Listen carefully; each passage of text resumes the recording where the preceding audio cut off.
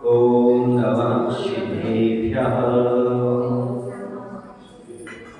जय श्री ओम नमः सिद्धेभ्यः।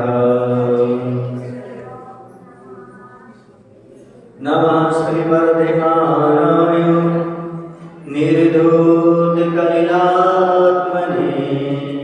सालोकानां त्रयोकानां यदि विद्यादर्पणायते यदि विद्यादर्पणायते।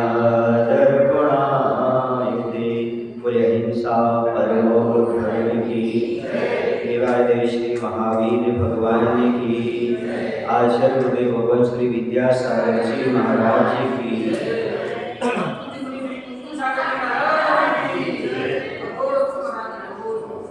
कल प्रकरण चल रहा था सम्यक दर्शन में छायोशमिक सम्यक दर्शन किसे कहते हैं?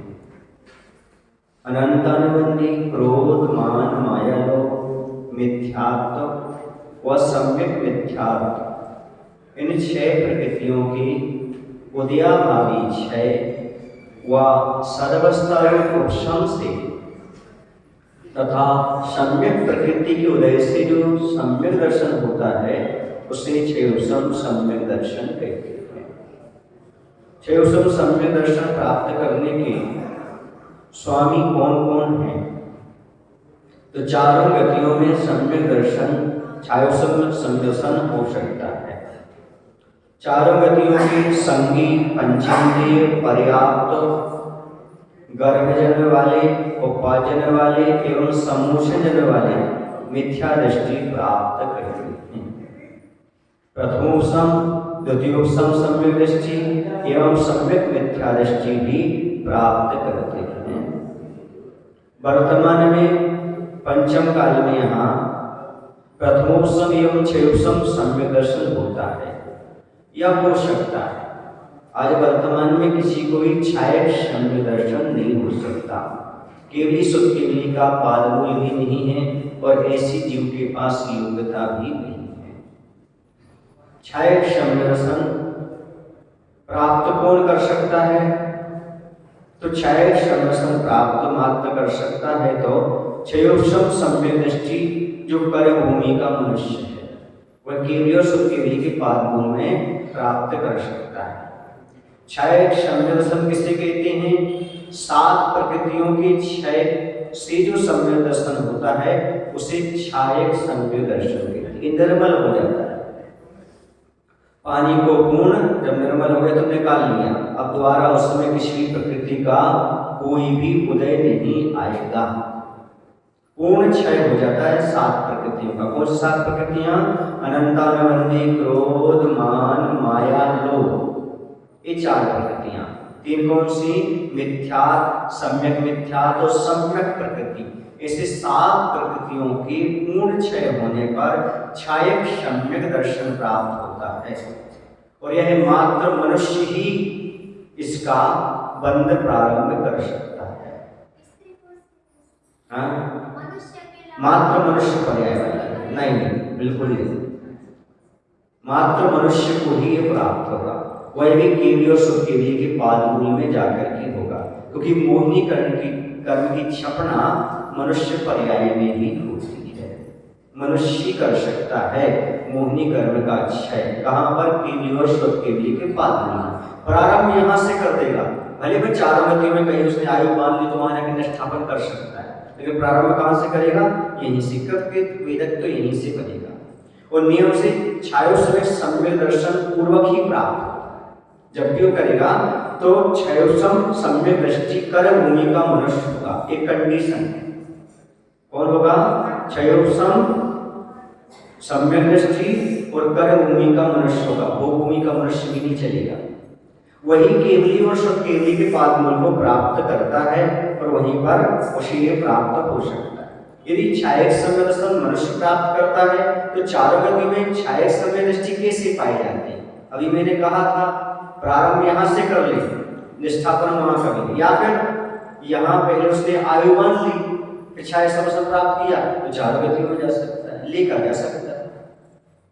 जैसे मनुष्य ने पहले नरकायु तिर्यंचायु या मनुष्यायु का बंध कर लिया, पहले कर लिया, छायक समदर्शन नहीं हुआ उसको, उसने पहले ही आयु बन ली, क्योंकि छायक सम्यक दृष्टि या तो देवायु बांधता है या मोक्ष जाता है, समझ गए ना। लेकिन यदि पहले बांध ली उसने आयु तो, और बाद में छायक समदर्शन प्राप्त किया, वह मरण करके प्रथम नरक में ही जाएगा। यदि नरक में जाएगा तो प्रथम नरक, उससे आगे नहीं जा सकता। भोगभूमि का त्रयंचा मनुष्य होगा, वह मर करके मनुष्य त्रयंच, उसने आयु मान ली, मान लो मनुष्य था, उसने मनुष्य त्रयंच आयु पहले बांध ली, तो कर्मभूमि का मनुष्य त्रयंच नहीं होगा। शायद समदर्शन होने के बाद उसे इतनी सुरक्षा मिल जाएगी, इतनी फैसिलिटी मिल जाएगी, कोई भोगभूमि का मनुष्य त्रयंच बनेगा, कर्मभूमि का नहीं बनेगा। जिसने देवायु का बंधन कर लिया है या किसी भी आयु का बंधन नहीं किया है, तो वह नियम से देवगति में ही जाएगा और वैमानिक देव ही बनेगा। ये नियम है। कौन सा देव बनेगा? वैमानिक। इस प्रकार चारों गतियों में छायक सम्यक दृष्टि पाए जाते हैं। समझ गए आप लोग? इसमें एक कंडीशन और समझ लें आप, छायक सम्यक दृष्टि जो होता है, जब केवली भगवान के पादमूल में पहुंचता है तब वह छपना शुरू कर देता है, मतलब क्षय करना 7 प्रकृतियों का, लेकिन उसके बीच में उसका क्या हो जाता है? मरण हो जाता है, तो कृत विदक कहलाया जाता है। क्या कहलाया जाता है? क्षयोसम सम्यक दर्शन का दूसरा नाम है, क्षयोसम समदर्शन का दूसरा नाम है वेदक सम्यक दर्शन। तो एक कृत वेदक कहलाया जाता है। तो एक ऐसा कृत वेदक कोई मरण करता है और जाकर के जिस गति में जाएगा उस गति में निष्ठापन कर लेगा। यहाँ पर निष्ठापन किया था, शायद समझ वहां जाकर क्या कर लेगा? निष्ठापन कर लेगा। इस प्रकार से चारों गतियों में निष्ठापक हो सकते हैं छायक सम्यक दर्शन का, लेकिन प्रतिष्ठापक कहाँ होगा? मात्र मनुष्य गति और कर्मभूमि का जीव ही होगा। ठीक है, ये कंडीशन अच्छे से याद रखना। छायक समदर्शन प्राप्ति की योग्यता मात्र कर्मभूमि के मनुष्य को ही है, वो ही केवली और सिर्फ केवली के बाद में। छायक सम्यक दृष्टि अधिक से अधिक कितने भाव ले सकता है? अधिक से अधिक 4 भाव, इसके बाद से मुक्ति होगी ही होगी। छायक सम्यक का रूल्स है, वहां जब तक मुक्ति नहीं होगी तब तक छूटेगा भी नहीं, हमेशा बना रहेगा। नरकों में जाएगा तो वो बना रहेगा, प्रथम नरक तक जाएगा, उससे आगे नहीं जाएगा, वहां ही बना रहेगा। त्रयंच में जाएगा तो ये कंडीशन है, भोगभूमि का त्रयंच ही बनेगा। यदि त्रयंच में जाएगा तो पूर्व अध्याय उसको होगा, तो वह जो होगा उसका कभी भी समदर्शन छूटने वाला नहीं, अब अनंत काल तक के लिए उसका पूर्ण हो गया, मतलब हमेशा के लिए समदर्शन बनाएगा, छायक हो गया। तो यहाँ पर एक प्रश्न उठ रहा है कि 4 भाव कैसे लगते हैं? तो पहला मनुष्य का भाव जिसने अभी प्राप्त किया सम्यक दर्शन, दूसरा मान लो उसने भोगभूमि में त्रयंचा कौन सी आयु मान ली? मनुष्य आयु, तो वहां जाकर के भोगभूमि में जाएगा तो दूसरा भाव वो हो गया। तीसरा भाव भोगभूमि के नियम से स्वर्ग जाते हैं, देवगति, वो तीसरा हो गया। नीचे आएगा कर्मभूमि का मनुष्य बनेगा, ये चौथा भाव हो गया, और मोक्ष प्राप्त कर लेगा। अधिक से अधिक कितने भाव? 4 भाव। तो 3 भाव कैसे लेगा?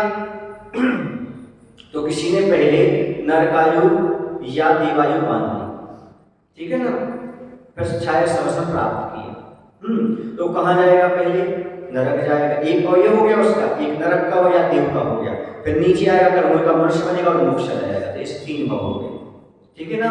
2 भाव कहीं नहीं जाते, मात्र एक भाव या तो उसी भाव से मोक्ष चला जाएगा मुनि बन करके छायक सम्यक दृष्टि, या फिर 3 भाव नरक या देव पर्याय में जाए उसके अपेक्षा से, या फिर 4 भाव भोगभूमि में चला जाए, मनुष्य त्रयंच हो जाए इस अपेक्षा से। तो 4 भाव के भीतर भीतर उसे मुक्ति प्राप्त होती है, जिसे छायक समदर्शन प्राप्त हो जाता है। समझ गए ना? वर्तमान में नहीं हो सकता, वर्तमान में 2 ही सम्यक दर्शन हो सकते, प्रथमोपम सम्यक दर्शन और क्षयोपम सम्यक दर्शन।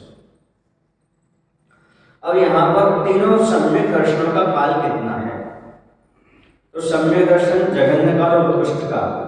प्रथमोपम सम्यक दर्शन का जघन्य काल अंतर्मुहूर्त है, तो उत्कृष्ट काल भी अंतर्मुहूर्त, इससे ज्यादा नहीं करेगा। इसके बाद क्षयोपम समदर्शन में बदल जाए बात अलग है, वरना छूट जाए।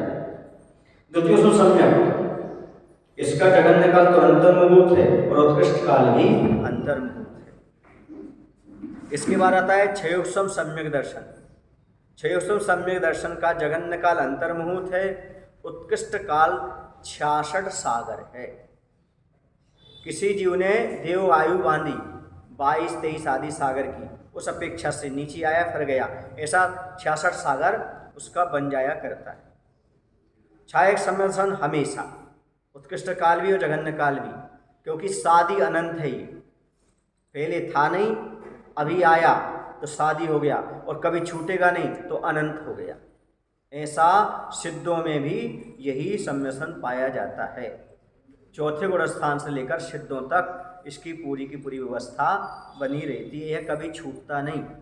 चौथे गुण स्थान से कभी नीचे आता नहीं, और 4 भाव में नियम से 6.5 गुण स्थान पार करके मोक्ष चला जाता। अधिक से अधिक कितने भाव लेगा? 4 भाव। अभी हमने समझा दिया। और 3 भाव या फिर उसी भाव में चला जाए। तीनों सम्यक दर्शन में कितने सराग एवं कितने वीतराग सम्यक दर्शन हैं? छयोसम सम्यक दर्शन तो सराग सम्यक दर्शन ही है।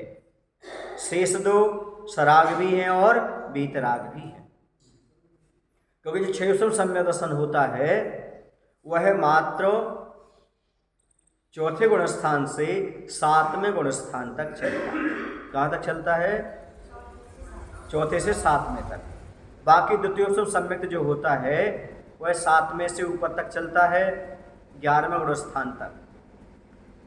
और छायक सम्यसन तो मोक्ष तक चला जाता साथ में, कोई बाधा नहीं। इसलिए यहाँ पर 3 सम्यक दर्शन हैं। छयोसम सम्यक दर्शन तो सराग सम्यक दर्शन होता है। शेष 2 कौन से 2? छायक और द्वितीयोपम, ये सराग भी होते हैं और वीतराग भी होते हैं। तीनों सम्यक दर्शनों में कितने निसर्गज और कितने अधिगमज हैं? तो तीनों सम्यक दर्शन निसर्गज भी हैं एवं अधिगमज भी हैं। छायक सम्यक दर्शन तो केवली शुद्ध केवली के पादमूल में होता है, अतः अधिगमज हुआ, निसर्गज कैसे हुआ? यहाँ पर शंका पैदा हो रही है। तो दूसरे और तीसरे नरक से आकर जो जीव तीर्थंकर होते हैं, सुनो, क्योंकि जो दूसरे और तीसरे नरक में जाते हैं वो 600 सम्यक दृष्टि होते हैं। कौन होते हैं? कोई तीर्थंकर प्रकृति बांध ली, मालूम को छाया सम्यसन प्राप्त नहीं हुआ, होता भी नहीं, क्योंकि दूसरे और तीसरे नरक में यदि कोई जाएगी तीर्थंकर प्रकृति का लेकर के तो वह कभी भी छाया सम्यक दृष्टि तो हो ही नहीं सकती। 600 सम्यक दृष्टि होंगी तो उनका 2 अंतर्मुहूर्त के लिए सम्यक दर्शन छूट जाएगा, तीर्थंकर प्रकृति का बंध भी रुक जाएगा या वो न रह जाएगा। तो दूसरे और तीसरे नरक से आकर जो जीव तीर्थंकर होते हैं उनके लिए छायक सम्यक दर्शन की प्राप्ति में परोपदेश की आवश्यकता नहीं होती, किंतु परोपदेश के बिना ही जब भी मुनि दीक्षा लेते हैं, क्या लेने लगते हैं? मुनि दीक्षा, तब उन्हें छायक सम्यक दर्शन की प्राप्ति होती है। अतः यहाँ छायक सम्यक दर्शन निसर्गज हुआ। स्वयं इतना ज्ञान प्राप्त कर लेते सत्य आदि, वहां पर उनको स्वयं के पादमूल में स्वयं को हो जाता है छाया। तीर्थंकरों की व्यवस्था से, समझ गए ना? उन्हें स्वयं छायक सम्यक प्राप्त हो जाता है। अब सम्यक दर्शन की प्राप्ति में अन्य हेतु क्या है? अब अन्य हेतु बता रहे हैं। अन्य हेतु क्या है? ये तो अंतरंग हो गए। बाहर के निमित्त क्या मिलते हैं? तो 6 हेतु बताए। बाहरी निमित्त कितने बताए? बहिरंग निमित्त बताए उन्होंने 6। अंतरंग तो बता दिया कौन से? 7 प्रकृतियों का छयोसम और छयोसम। अब बाहरी निमित्त बहिरंग निमित्त क्या है? तो जाति स्मरण। जाति स्मरण किसे कहते हैं? पूर्व जन्मों की स्मृति होवाना। मैं फलाना राजा था, मैं फलानी पर्याय में था, अरे भैया मिथ्यात्वीकरण भटकता रहा, अब तो सम्यक दर्शन प्राप्त करो, ऐसा सोच करके सच्चे दिल से श्रद्धान कर ले। जाति स्मरण। धर्म श्रवण, धर्म उपदेश सुनना, गुरुओं का उपदेश सुन लिया, मुनियों का उपदेश सुन लिया, धर्म श्रवण, या फिर देवता जाकर के संबोधन कर रहे हैं में धर्म श्रवण आदि कर लिया। फिर जिनमें में दर्शन, जिनेंद्र भगवान के दिव्य के दर्शन करने से सभी शिखर जीवी, भूजेंद्र गिरी भी, चंपापुर भी, पावापुर आदि या लब्धि संपन्न ऋषियों के दर्शन भी जिनमें में दर्शन में गर्वित हो जाते हैं, तो इनके दर्शन से भी सम्यक दर्शन की उत्पत्ति हो सकती है। वेदनानुभव, तीव्र वेदना होने से नरकों में तीव्र वेदना होती है, तो वहां से उस वेदना को याद कर करके, उस समय अनुभव कर करके और पूर्व जाति स्मरण से जान करके, ये भगवान ये वेदना हो रही है क्योंकि सच्चे देव साधु की शरण नहीं ली, सही श्रद्धान हो जाए धर्म पर, ये वेदनानुभव। देवरति दर्शन अपने से अधिक रिद्धि प्राप्त अन्य देवों को देख करके देवरति दर्शन हो जाता है। देखो ये जो है ना सामान्य व्यक्ति था, अपने ही नगर में था कर्मभूमि में, लेकिन देखो इसने सही देव शास्त्रों की आराधना की तो हमसे ऊपर वाला देव हो गया, जबकि हमारे यहाँ नौकर था। ओहो, ये सब संव्य दर्शन का प्रभाव है।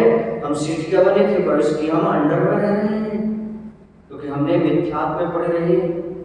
ऐसा सोच करके विचार करके संव्य दर्शन की प्राप्ति हो जाती। या अन्य देव जो है उनकी बड़ी बड़ी रिद्धियां देख करके छोटे देव को छोटी क्षमताएं होती हैं वह उन रिद्धियों को देख करके संव्य दर्शन को प्राप्त कर लेते हैं। समझ गए ना, ये सब विभूति कैसी। वर्तमान की बात आपको बता दूं, हम बीना में थे, बीना जंक्शन है, वहां पर चातुर्मास चल रहा था तो 24 समुषण विधान हुआ और प्रांगण में से हुआ फली में, तो 24 समुषण सजे थे। तो वहां पर बहुत सारे समाज के लोग आते थे, सभी समाज के लोग आते थे। एक अग्रवाल लड़का था, वह आया तो उसने देखा 24 समुषण और ऐसे इंद्राणी सब कुछ होती देख करके और हमारे पास आकर के बोलता है, रोने लगा। बोले महाराज जी क्या हम जैन धर्म नहीं पाल सकते? हमने क्यों नहीं पाल सकते? बोले महाराज ऐसा आशीर्वाद दो ताकि हम अगले भाव में जैनी कुलवंश बने। तो ये भगवान के दर्शन करके ऐसी जिन महिमा देख करके उन्हें भी इस प्रकार से ऐसे भाव हो जाते हैं। तो रिद्धियां देख करके, ये सब देख करके, विभूति देख करके भी लोगों को धर्म की ओर आकर्षण होता है। इसलिए प्रभावना के लिए अच्छे अच्छे मंच, अच्छे अच्छे समूषण, अच्छे अच्छे मंदिर, अच्छे अच्छे जिनालय बनाए जाते हैं ताकि लोग वहां देख करके जिन भगवान की महिमा को समझ सकें, जिन भगवान की महिमा क्या है। जिन महिमा दर्शन तीर्थंकरों के पंचकर्णा के दर्शन से देव आदि को यह जिन महिमा दर्शन से संव्य दर्शन की प्राप्ति हो जाती है। जो मिथ्या दृष्टि देव आते हैं ना भगवान के पंचकर्णकों में, तो हम विभूति महिमा देख करके, समूषण आदि कल्याणकारी देख करके तीर्थंकरों के उन्हें भी संव्य दर्शन की प्राप्ति हो सकती है। प्रत्येक को हो ये नियम नहीं है, यदि कारण है, निमित्त है, होती है जिनको होना। अब उपरोक्त 6 हेतुओं में से किस गति में किन किन हेतुओं से संव्य दर्शन प्राप्त होता है? 6 में से कौन सी गति में कितने हेतु हैं? तो त्रयंचवा मनुष्य गति में, कौन सी में? त्रयंचवा मनुष्य गति में 3 है। जाति श्रवण से यानी पूर्व की स्मृति आ जाए, धर्म श्रवण से कोई धर्म कथा आदि सुना दे, धर्म का उपदेश दे उससे, और जिनमें दर्शन से। सुने आप लोग, जिनेंद्र भगवान के दर्शन से सम्यक दर्शन की प्राप्ति अर्थात अनंत संसार समुद्र को चुल्लू भर बनाने की क्षमता जिनेंद्र भगवान की प्रतिमा में है। विदग्ध निकासित कर्म को क्षय करने की क्षमता जिनेंद्र भगवान की प्रतिमा में है। ऐसे दर्शन से इस प्रकार का लाभ हुआ करता है। तो ये 3 जो है कारण, 3 हेतु मनुष्य त्रयंच गति में है, जाति श्रवण, धर्म श्रवण और जिनबिंब दर्शन। विशेष ये है कि जिन महिमा दर्शन का जिनबिंब दर्शन में ही अंतर्भाव हो जाता है। समझ गए? अलग से लेने की आवश्यकता नहीं। देवगति में जाति स्मरण, देववृत्ति दर्शन, धर्म श्रवण, जिन महिमा दर्शन, ऐसे कितने हो गए? इसमें 4 हो जाते हैं। विशेष में ये बात है कि जाति स्मरण और देववृत्ति दर्शन 12वें स्वर्ग तक है। क्यों है? क्योंकि ऊपर के जो स्वर्ग के देव होते हैं उनको देववृत्ति दर्शन देख करके आश्चर्य नहीं होता, 12वें स्वर्ग के ऊपर के देवों को, नीचे को होता है। इसलिए जाति स्मरण और देववृत्ति दर्शन 12वें स्वर्ग तक हेतु बताया संव्य दर्शन प्राप्ति में। धर्म श्रवण, जिन महिमा दर्शन 16वें स्वर्ग तक बताया। कहाँ तक बताया? 16वें स्वर्ग तक धर्म श्रवण और जिन महिमा दर्शन। जिनमें दर्शन का जिन महिमा दर्शन में अंतर्भाव हो जाया करता है। 9वें ग्रीवक में मात्र 2 है, जाति स्मरण और धर्म स्मरण। स्वर्गों में ये ऊपर 16 स्वर्ग तक की व्यवस्था हो गई थी, 12वें स्वर्ग तक कौन सा था? जाति स्मरण और देववृत्ति दर्शन, ठीक है ना। और धर्म श्रवण और जग महिमा दर्शन कौन सा था? 16वें स्वर्ग में।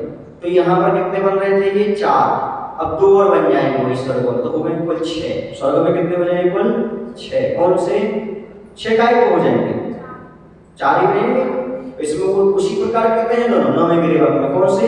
जाति श्रवण और धर्म श्रवण। ठीक है, ये वहां पर अवस्था न है। अब 9 मनुष्य में 5 अनंतर प्रमाणों में तो सम्यक दृष्टि ही उत्पन्न होते हैं, वहां संदर्शन उत्पन्न की हेतु की आवश्यकता है नहीं। गोभूमि जाति श्रवण और धर्म श्रवण मात्र 2, क्योंकि वहां पर कोई जिन मंदिर आदि की ऐसी व्यवस्था नहीं है, धर्म आयतन वहां पर नहीं। तो देवों के द्वारा प्रतिबोधित करने से एवं 4 निर्देधारी मुनि को उपदेश से वहां पर धर्म श्रवण होता है। गोभूमि में या तो देवता आकर के संबोधन कर रहे किसी मित्र आदि को, या मुनि महाराज कर रहे, ऐसा एग्जाम्पल मिलता है, उदाहरण मिलते हैं ग्रंथों में कि कोई पूर्व का मित्र था, वही बन गए मुनि महाराज, वह मर करके गोभूमि का मनुष्य बन गया। तो महाराज निर्देधारी थे, उन्होंने ज्ञान से लगाया कि वह हमारा मित्र कहाँ गया, तो देखा वो कहाँ गया था? गोभूमि। तो वहां गोभूमि गए वो महाराज को कुछ संबोधन करके संदर्शन प्राप्त करा करके लौट आए। समझ रहे ना? इसे साधु संतों से क्या रखना चाहिए? लगाओ, उनकी भक्ति करना चाहिए, ताकि कभी आगे चल करके उन्हें याद आ जाए आपकी, तो आपको संबोधन कर सके। समझ गए ना? हाँ, बताते सीता की जीव ने आकर के संबोधन किया, कहां पर? नरकों में। तो इस प्रकार से हमें समझना चाहिए कि हम किसी संबंध रखें, ऐसे रखेंगे ताकि वह हमें संबोधन कर सके। 10 प्रकार के सम्यक दर्शन कौन कौन से? 10 प्रकार के सम्यक दर्शन और आते हैं। आज्ञा सम्यक्त, मार्ग सम्यक्त, उपदेश सम्यक्त आदि। तो सबसे पहले आज्ञा सम्यक्त क्या कहलाता है? वीतराग भगवान की आज्ञा से जो तत्व श्रद्धान होता है वह आज्ञा सम्यक्त है। मार्ग सम्यक दर्शन ग्रंथ श्रवण के बिना जो कल्याणकारी मोक्ष मार्ग का श्रद्धान होता है उसे मार्ग सम्यक दर्शन कहते हैं। तीसरा है उपदेश सम्यक्त, 63 सलाखा पुरुषों की जीवनी को सुनकर, जो आप लोग पुराण और चरित्र आदि पढ़ते हैं ना, उसको पढ़ करके या सुनकर कोई जो तत्व श्रद्धान उत्पन्न होता है उसे उपदेश सम्यक दर्शन कहते हैं। सूत्र सम्यक दर्शन मुनियों की चर्या को बताने वाले ग्रंथों को सुनकर जो श्रद्धान होता है उसे सूत्र सम्यक दर्शन कहते हैं। बीज सम्यक दर्शन बीज पदों के श्रवण से उत्पन्न श्रद्धान को बीज सम्यक दर्शन कहते हैं। संक्षेप सम्यक दर्शन जो जीवादि पदार्थों के स्वरूप को संक्षेप से ही जानकर तत्व श्रद्धान को प्राप्त हुआ उसे संक्षेप सम्यक दर्शन कहते हैं। विस्तार सम्यक दर्शन जो भव्य जीव 12 अंगों को सुनकर तत्व श्रद्धानी हो जाता है, विस्तार से हो गया, तो उसे विस्तार सम्यक दर्शन कहते हैं। अर्थ सम्यक दर्शन वचन विस्तार के बिना केवल अर्थ ग्रहण से जिन्हें सम्यक दर्शन हुआ है वह अर्थ सम्यक दर्शन है।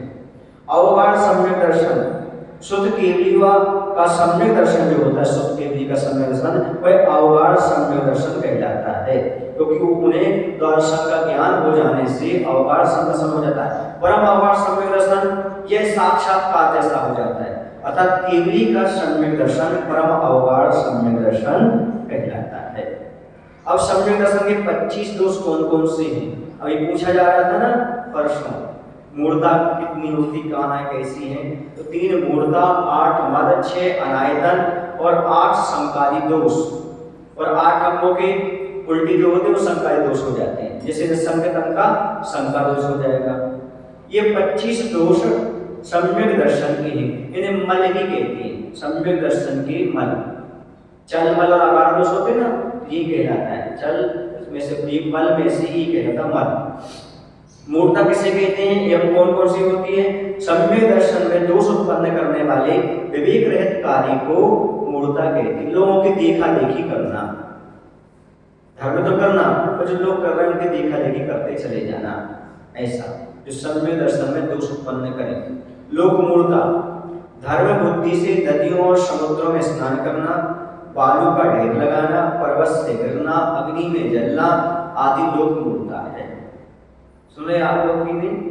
जब हम कभी विहार करते हैं तो रास्ते में बहुत सारी लोक मूर्ताएं मिलती हैं। कुछ लोग वृक्ष पर चिंदियां बांधते, चिंदी समझते हो ना, कपड़े की, बोलते हैं यहाँ पर चिंदी बांधने से मनोकामना पूर्ण होती है। ये सब लोग बोलते हैं। कुछ लोग कहते हैं वहां पर लट्ठा रख दो, लट्ठ समझते हो ना, लकड़ी का डंडा, वहां पर रख दो, ये लट्ठा देवता है, यहाँ पर मनोकामना सिद्ध हो जाती है। कुछ ना कुछ ये मान्यता है संसार में। कोई पत्थर दे, पत्थर चढ़ा दो, नदी में श्रीफल फेंक दो, ऐसा कर दो, स्नान कर लो, पवित्रता हो जाएगी। यदि जल स्नान से, नदी आदि के स्नान से पवित्रता होती तो मछली और मगरमच्छ तो अभी तक पवित्र ही हो गए होते, मछुआरे पवित्र हो गए। ऐसा नहीं होता। आप लोग भजन में गाते भी हो, क्या गाते हो? प्यासे को पानी पिलाया नहीं, बाद अमृत पिलाने से क्या फायदा।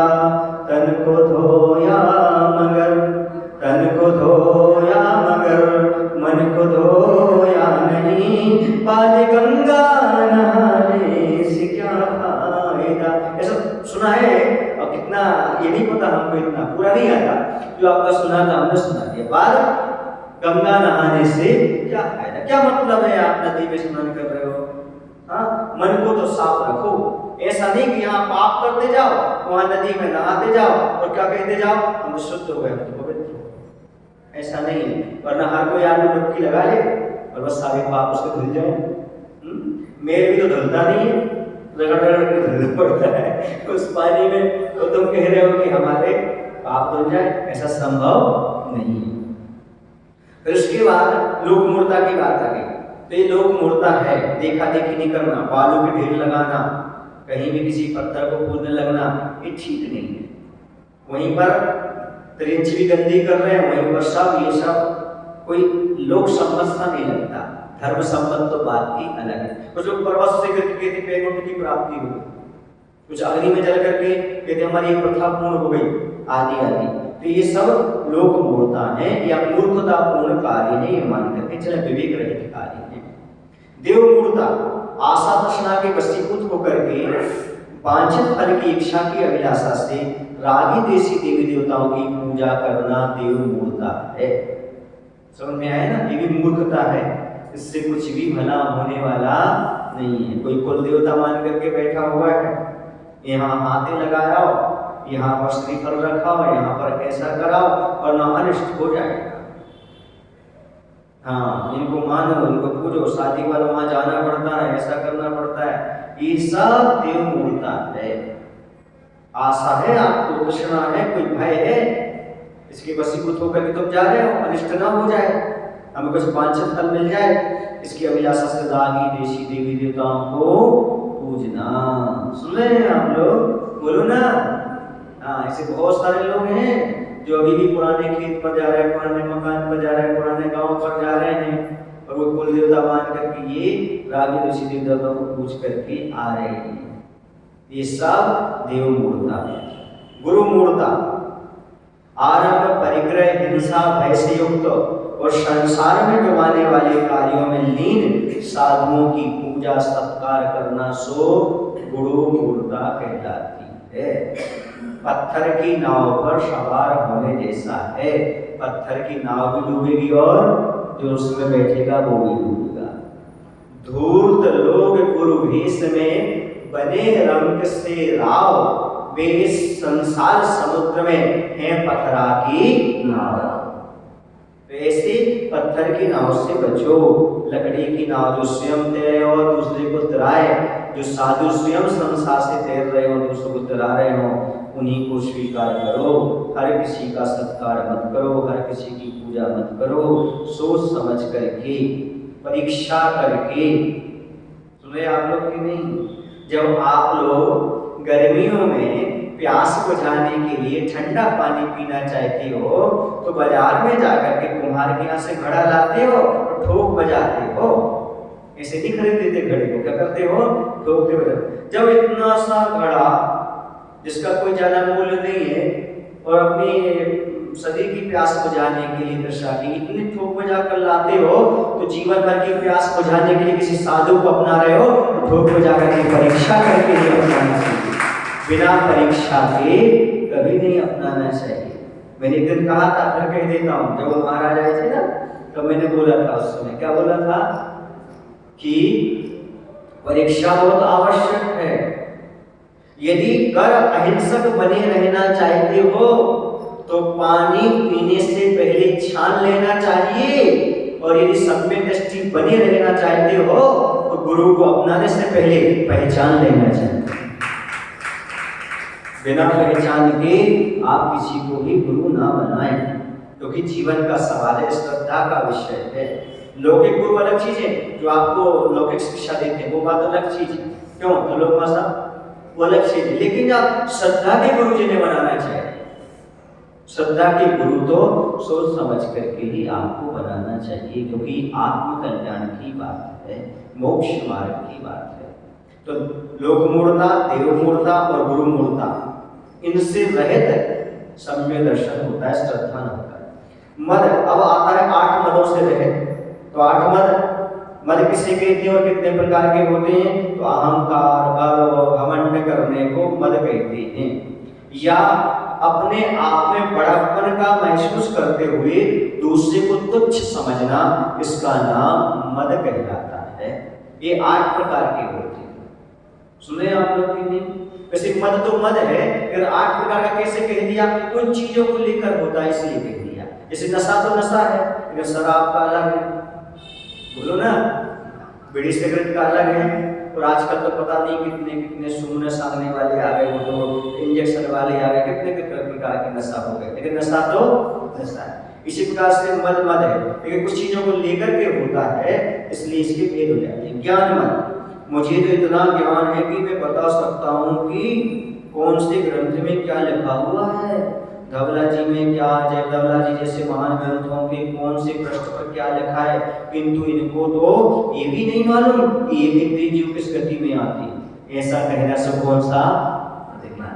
हाँ, गौरव होना अलग है कि मैंने शास्त्र अध्यय कर लिया, और किसी की तुलना करते हैं तो उसे को नीचा कहना है, कुछ भी नहीं आता, ऐसा कहना।